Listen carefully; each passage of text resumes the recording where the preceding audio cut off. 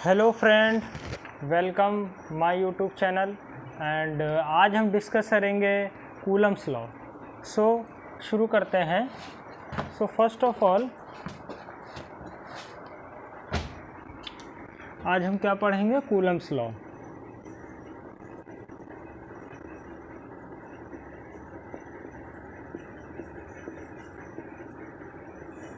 सो Coulomb's law क्या कहता है? हमने पिछले लेक्चर में क्या पढ़ा था? पॉजिटिव और निगेटिव चार्ज पढ़े थे, जिसमें हमने बताया था कि जब दो पॉजिटिव चार्ज होते हैं तो रिपेल करते हैं, और जब दो निगेटिव चार्ज, पॉजिटिव और निगेटिव चार्ज होते हैं तो अट्रैक्ट होते हैं। तो अब इसी को लेके जो मिस्टर कूलम थे, तो उन्होंने एक लॉ बनाया। इसको एक्सपेरिमेंट करके उन्होंने क्या कहा कि अगर हम कोई दो चार्ज लें, एक है Q1 एक है Q2, जो कि पॉइंट A और दूसरा पॉइंट B में रखा है, जिनके बीच की डिस्टेंस क्या है? R। ठीक है।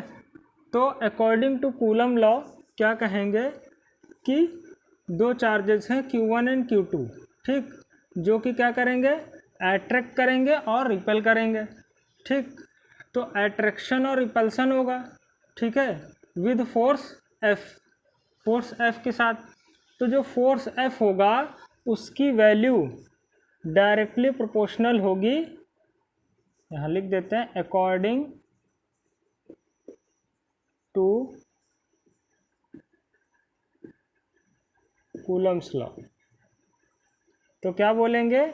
जो फोर्स की वैल्यू होगी डायरेक्टली प्रोपोर्शनल होगी चार्ज के मल्टीपल के। ठीक है।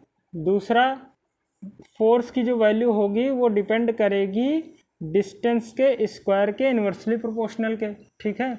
क्या बोलेंगे? According to Coulomb's law, when two charges Q1 and Q2 is placed at a distance R, ठीक है, the charge Q1 Q2 attract and repel, यानी attraction and repulsion with force F। तो ये जो फोर्स F होगा, force F is directly proportional to multiple of charge, and force F is inversely proportional to square, यानी square inversely proportional to force. ठीक है। यानी क्या बोलेंगे? फोर्स F जो है चार्ज के मल्टीपल के डायरेक्टली प्रोपोर्शनल होगा। दूसरा, जो फोर्स F की वैल्यू होगी वो डिस्टेंस के स्क्वायर के इन्वर्सली प्रोपोर्शनल होगी। तो जब दोनों को मिला देते हैं तो क्या बनता है? F proportional Q1 Q2 upon R square. तो जब प्रोपोर्शनल हटता है तो एक कांस्टेंट लगता है, जिसको 1/4πε0 हम लोग लिखेंगे, फिर Q1 Q2 upon R square. ठीक है। अब हम इस पर थोड़ा हम डिस्कस करते हैं, इसका पोस्टमार्टम करते हैं। तो सबसे पहले 1/4πε0 की वैल्यू क्या होती है? ये जो कांस्टेंट है, कहीं कहीं बुक में इसको K लेके और फिर K की वैल्यू ये बताई जाती है।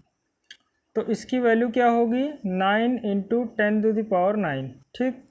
और ε0 की वैल्यू क्या होती है? परमिटिविटी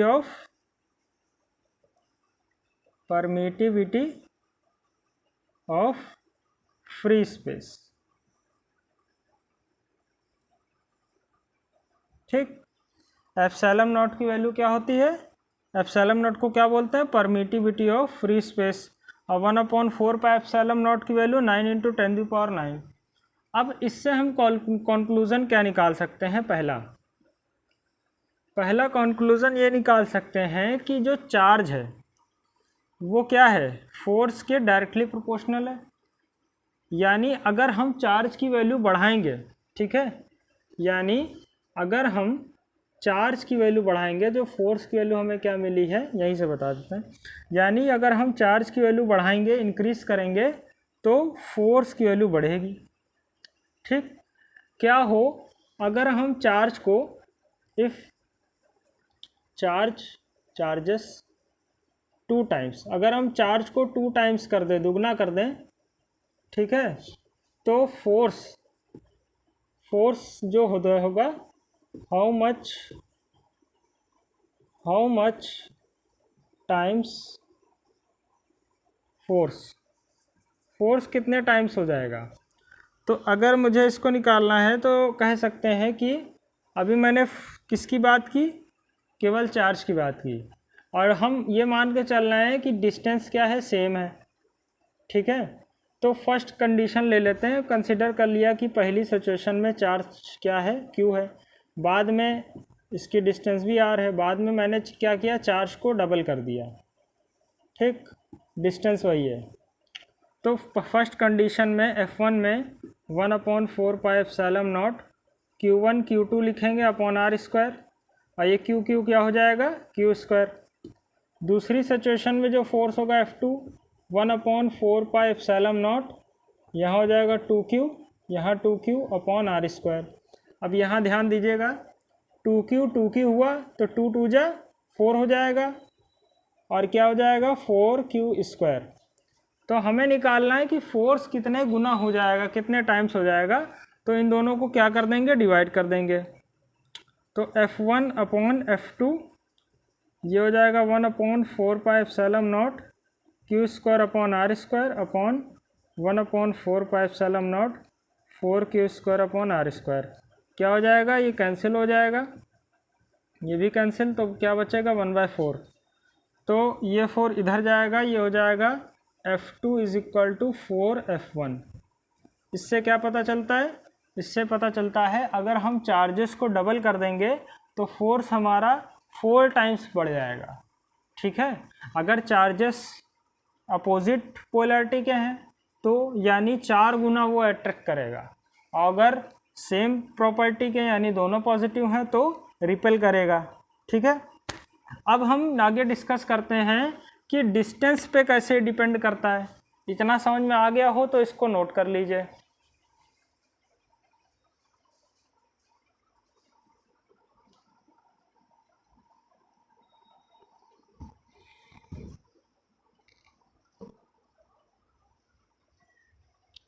सो आगे बढ़ते हैं।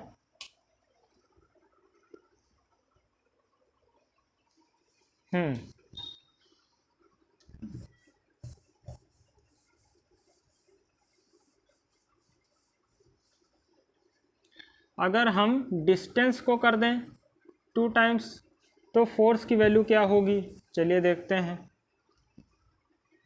अगर हम डिस्टेंस को कर दें यही चीज़ तो क्या होगा, तो जब डिस्टेंस को करेंगे तो हम ये मान के चल रहे हैं कि चार्ज क्या है, सेम है। ठीक है, तो अब सबसे पहले अगर सारी चीज़ें सेम हैं तो इसका मतलब क्या हुआ कि हम इसको ना लेके ये भी कांस्टेंट है, ये भी सेम है, तो हम ये कह सकते हैं कि F डायरेक्टली प्रोपोर्शनल है क्या, आर स्क्वायर के। ठीक, तो यहाँ से हम एक फार्मूला बना सकते हैं, कैसे, F1 अपॉन F2, और इन्वर्सली प्रोपोर्शनल में क्या होता है, R2 अपॉन R1 का होल स्क्वायर हो जाएगा। अगर ये डायरेक्टली प्रोपोर्शनल होता तो R1 अपॉन R2 होता, मगर इन्वर्सली प्रोपोर्शनल नीचे है तो जब इसको पलटेंगे तो R2 ऊपर R1 नीचे हो जाएगा। अब डिस्टेंस क्या कर रहे हैं, 2 गुना कर दी, यानी R1 की वैल्यू पहले क्या होगी, R, फिर बाद में R2 की वैल्यू कितनी हो गई, 2R। तो हमें निकालना है कि फोर्स कितने टाइम्स हो जाएगा, तो इन दोनों की वैल्यू अगर इसमें रखेंगे तो R2 की वैल्यू कितनी है, 2R, R1 की वैल्यू R का होल स्क्वायर, ये कैंसिल हो जाएगा। तो F1 upon F2 is equal to कितना हो जाएगा, 2 का स्क्वायर, यानी हो जाएगा 4। तो हम ये कह सकते हैं कि F2 is equal to F1 upon 4। इसका मतलब क्या हुआ कि डिस्टेंस अगर हम 2 टाइम्स कर देंगे तो हमारा फोर्स 1/4 टाइम्स डिक्रीज हो जाएगा, यानी इतना फोर्स हो जाएगा, यानी फोर्स क्या हो जाएगा, घट जाएगा। यानी जैसे जैसे दूरी बढ़ेगी वैसे वैसे फोर्स कम होगा, जैसे जैसे डिस्टेंस कम होगी वैसे वैसे फोर्स इंक्रीज होगा। क्यों, क्योंकि इन्वर्सली प्रोपोर्शनल है। ओके, ठीक है, तो और इसमें हम क्या देख सकते हैं, जैसे कि न्यूमेरिकल में हम लोग को क्या क्या दे सकते हैं।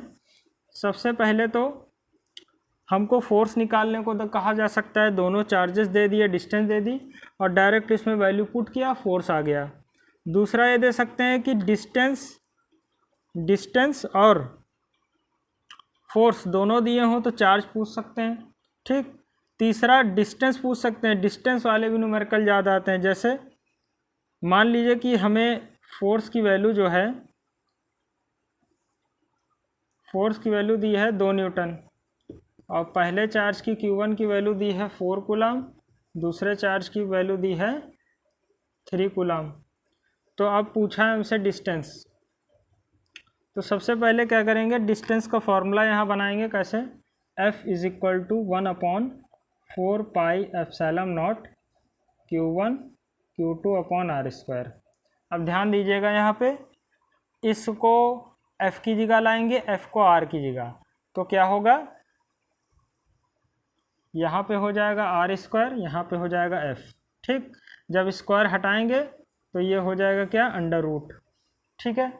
तो सबकी वैल्यू रख देंगे तो क्या हो जाएगा, ये हो जाएगा under root 9 into 10⁹। Q1 Q2 की वैल्यू क्या है 4, Q2 की वैल्यू क्या है 3, और आर स्क्वायर, आर की वैल्यू नहीं, आर की वैल्यू तो निकालनी थी, फोर्स की वैल्यू क्या है 2, तो 2 1 जा 2, 2 2 जा 4। तो कमेंट में जो है इसका जो भी आंसर आ रहा है इसको आप टाइप कर दीजिएगा, ओके। सो कूलम्स लॉ अभी इतना ही है, लेकिन अब हम आगे पढ़ेंगे कि इस पे कैसे कैसे न्यूमेरिकल आते हैं, तो उसमें हम डिस्कस करेंगे। सो नेक्स्ट लेक्चर में हम इसकी बात करेंगे। तो कूलम्स लॉ का ये पार्ट 1 है। हम नेक्स्ट लेक्चर में पार्ट 2 में न्यूमेरिकल में डिटेल में डिस्कशन करेंगे, ठीक है दोस्तों। सो आपको कैसा लेक्चर लगा कमेंट में ज़रूर टाइप करें। अगर इसमें कहीं भी कोई भी लेक्चर में आपको कमी लगी हो तो उसको कमेंट में टाइप करके ज़रूर बताएं। So thank you dear, thank you class बच्चों। So take care.